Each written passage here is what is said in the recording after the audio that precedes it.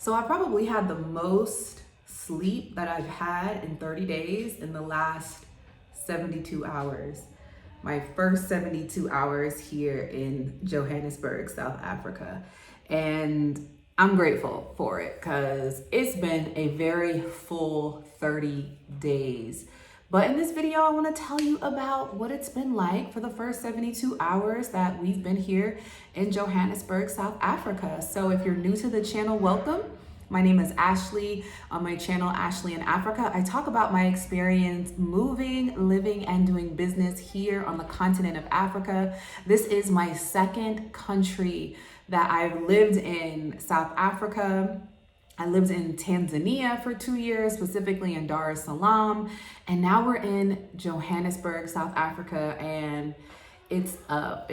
This has been a dream fulfilled, y'all. And for many of you all who are not new, welcome back. You have heard me talk about this dream, this goal, my preparation. And honestly, this first 72 hours, I have been chilling. I have been taking it easy, and I'm gonna tell you what we've been up to this first 72 hours. So if you don't know, I traveled to South Africa mostly without the children, right? So this is my fourth time being in the country, my first time with the children. This is the children's first experience here in the country when they're moving, right? So we talked a lot about it. We did a lot of research together. We watched content on Netflix. We looked at the map. I showed them pictures of my travels. And so they've been hyped. They've been really excited, but this is their first time and the excitement has been high. So I'd say that first 24 hours, we arrived in really late. Our trip was supposed to be about 5 hours from Dar es Salaam. That turned into about 14, thanks to, Ethiopian Airlines, Malawi Air. But ultimately, it ended up working out. They were very gracious, very kind in the process of just having to repair some things. And I'm grateful for a safety repair plan, right? Like the fact that they knew there was something wrong and they took heed to get it done.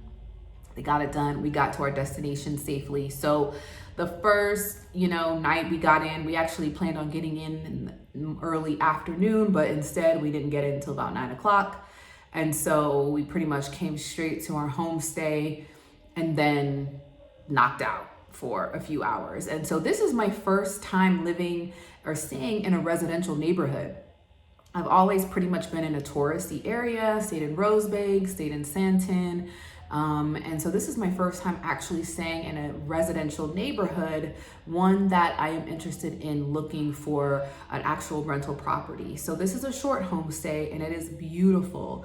It's a cottage inside of a compound, beautiful landscaping, immaculate groundskeeping.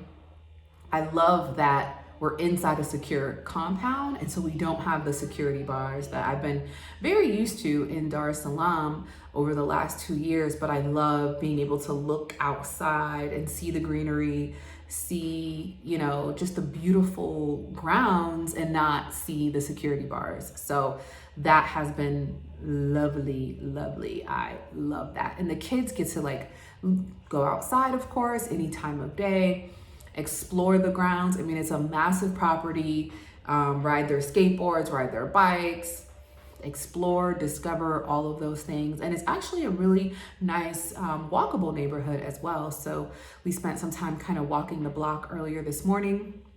And so I love that. I love that now we're in this residential neighborhood, just getting a bit more acclimated with what life will be like for us, in the next upcoming years. And so it's how long we plan to stay here, because I do plan to stay here for some time. So the next thing, I know everybody wants me to talk about load shedding. Okay, so there's an app for that.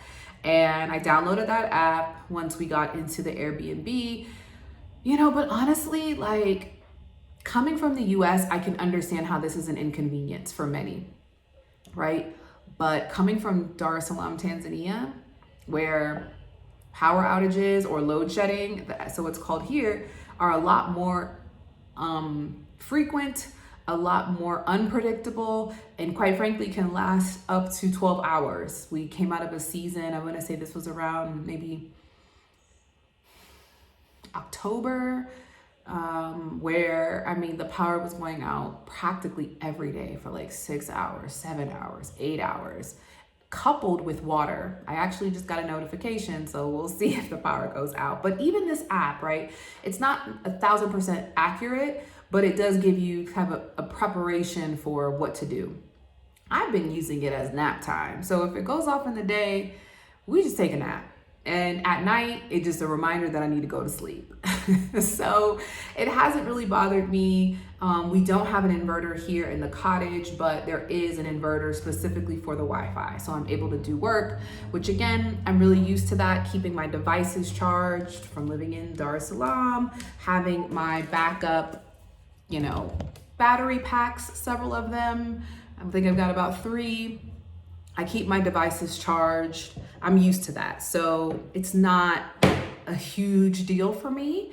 That's all I got to say about the load shedding. So, it's relative, right? It's relative, but for me, it's not so bad. The next thing is food. So as soon as we touched down, I already promised the girls we would do McDonald's. Because they haven't had McDonald's in almost a year, and I promised them we would do it. And honestly, we had no choice because we got in well after 9 p.m. and everything else was closed. So we went to McDonald's. Of course, it was our only option. And the kids loved it. McDonald's is gonna be McDonald's. My body was mad as F for doing that to myself after being, super clean with my eating. But, my body properly did its thing, and we're good. We went to Tasha's for our bougie brunch the following morning.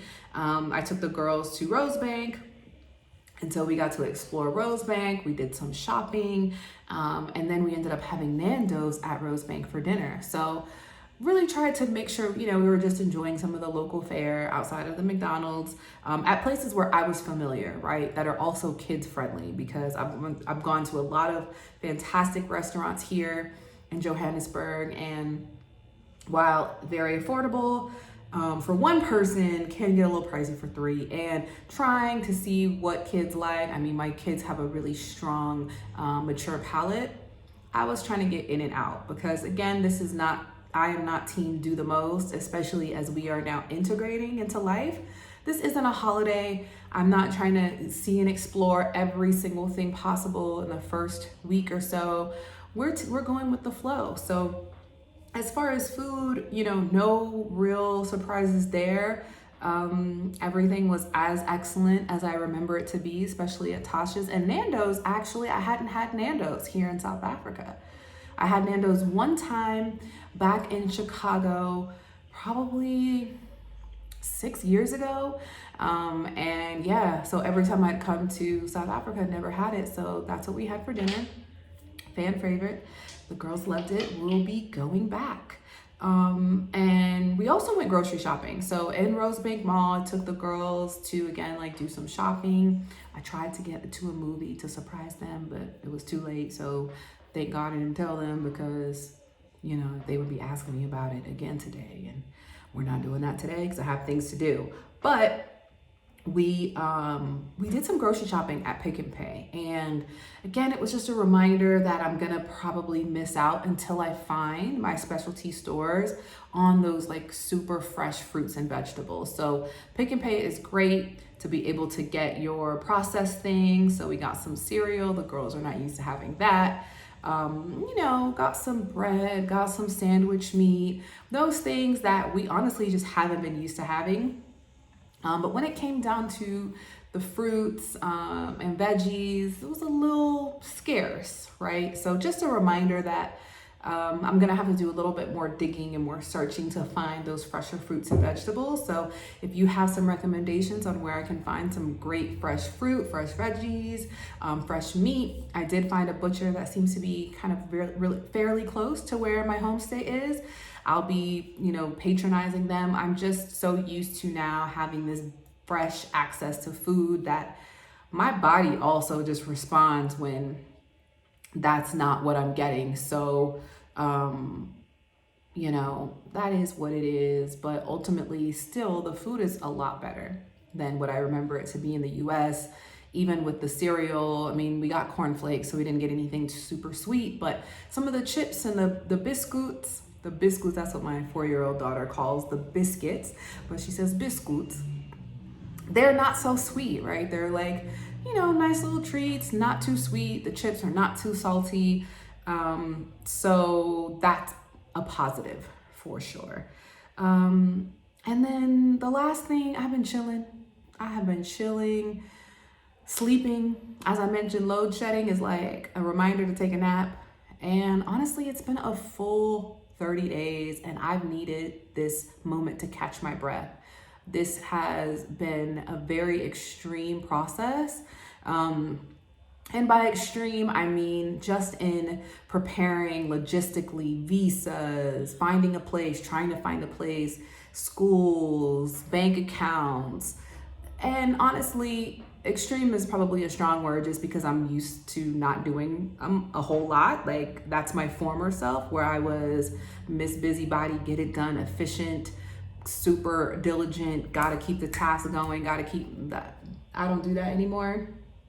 And so this process has been a bit, it's been a bit intense. And this time, these last few days, I have been resting right here in this bed, closing the blackout windows and resting very well because I need it. I need the breath. And, even in this month in preparation, we did a lot of traveling. So you may see some more content here where I'm talking about that and I'm sharing a little bit more of the, video experiences, the vlog type experiences. I'm trying to do a little bit more of that, not too much, not a lot, just one video here or there because the landscape of Africa is so beautiful. And while I do share a ton of video inspirations in the description where you can go and check out other people who are really great at vlogging, I know many of you ask for that in the content, so, I'm gonna do my best.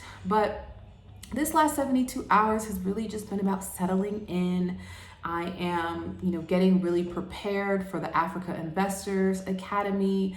We have our first meeting today of the year, so preparing for that, building the agenda for that, being focused on growing that community. We've got some great experts coming into the fold that want to join the community, but also provide their service and expertise. I'll be, creating more content, like I said, that is more relevant to the audience based on some of the questions that you all have for me, some of the notes that I get in my inbox. And so if you're not subscribed to the email list, be sure to go over to ashleyinafrika.com, scroll to the bottom, and you can input your information, your email, if you want to get updates from me on what we're working on. And I'm actually also building my business here. So Brand Up Global, we are the next generation of investment.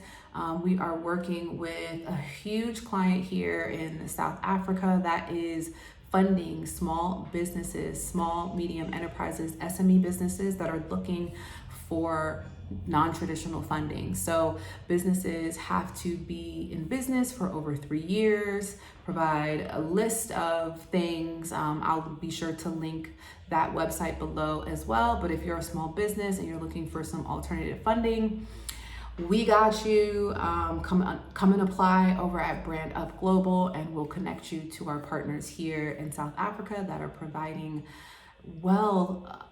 good amounts of short-term funding for your business in the form of invoice funding, purchase order funding, and one more, but I can't think of it right now because, as I've mentioned, I've been resting. So we're doing all of those things, preparing my calendar.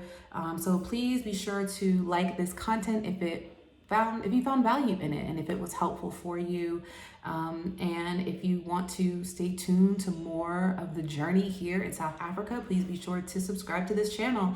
I'll be sharing information again on my experience of motherhood, love, and entrepreneurship, what it's like building a global investors academy for people that are building their businesses, investing in projects, and quite frankly, moving their businesses to the continent, specifically here in South Africa and in Tanzania.